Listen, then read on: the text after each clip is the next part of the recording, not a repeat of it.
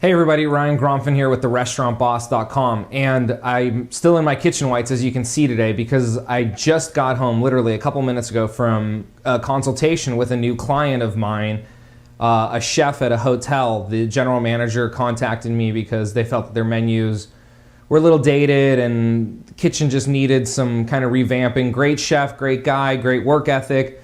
He's just fallen behind the times a bit. And so I met with them today. Actually, I'm a little bit familiar with the hotel. They're local here, but I went in today to meet with the chef for the first time. We went through all the menus. We tasted some of the food. I had actually eaten in the restaurant 3 or 4 times previous, so I'm pretty familiar with the menu. And I wanted to get to know the chef and kind of what his themes or philosophies or beliefs on food were. Because before I just go in there and start suggesting ideas for his menu, I really want to make sure that we kept it true to him. It needs to be something that he's gonna follow through on and really take on ownership of and make it part of him. So as we started talking about the menu a bit, one of the first questions I asked is, where do you love to eat? He kind of looked at me funny. He's like, well, I eat here all the time. I'm like, no, I know, but like when you're out with your family or where do you love to go out to eat? And he looked me straight in the eyes and he said, I haven't eaten in a restaurant in 30 years. And I said, are you serious? You're a chef. This is your job. And other than maybe a taco restaurant, like a little casual stand, he literally told me he has not eaten at a full service restaurant where he goes in, orders food, they present a bill and he pays in 30 years.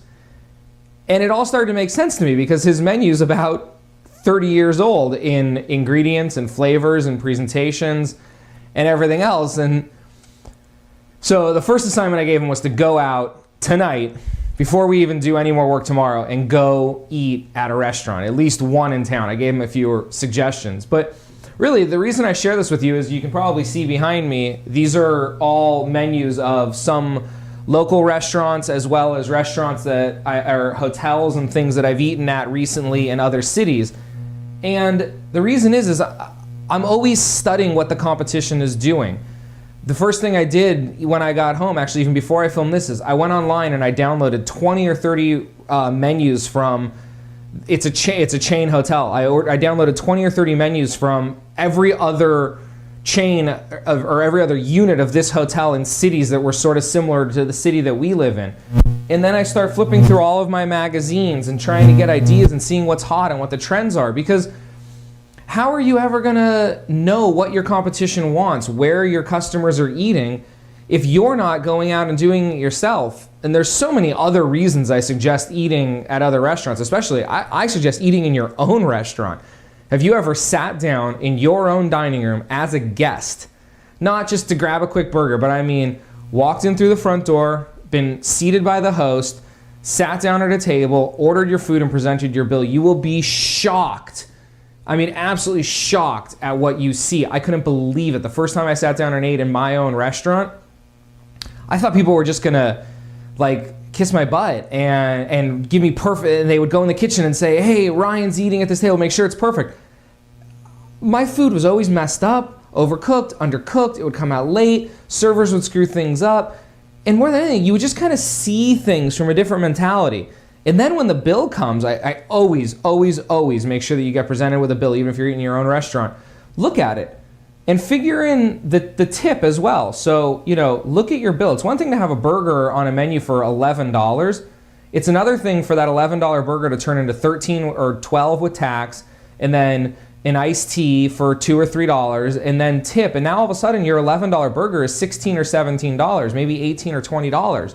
So it's really, really important. But staying on track here, going back to what we were talking about with your menus. If you at all feel like your menus are a little stale or business hasn't been picking up or progressing, I really, really encourage you, go see what your competition's doing. Even if you don't think they're your competition, any restaurant in the general vicinity of your town, even remotely in your price range. If you're a Mexican restaurant, you gotta go eat at Japanese restaurants. You gotta go eat at the Korean restaurants. You gotta go eat at the Italian restaurants. Not just another Mexican restaurant or whatever you are. You got to see it's dollar for dollar. What are your customers spending money on? What are they getting in return for? What's the decor? What's the ambiance? How are they being treated? How's the food coming out? How much food is coming out? How much does it cost? And really, really, really get a sense of what's happening in your community, what's happening in the greater communities around you, and are you keeping up to date? Are your menus trendy enough? Are they current enough? Are they nutritional enough for what's happening today? Again, I encourage you, if you have any questions or if you have any comments, please go ahead and post below this. Shoot me an email. I'd love to help you out or answer any questions that you have. Again, this is Ryan Gromfin with the Restaurant Boss. Have a great day. Bye-bye.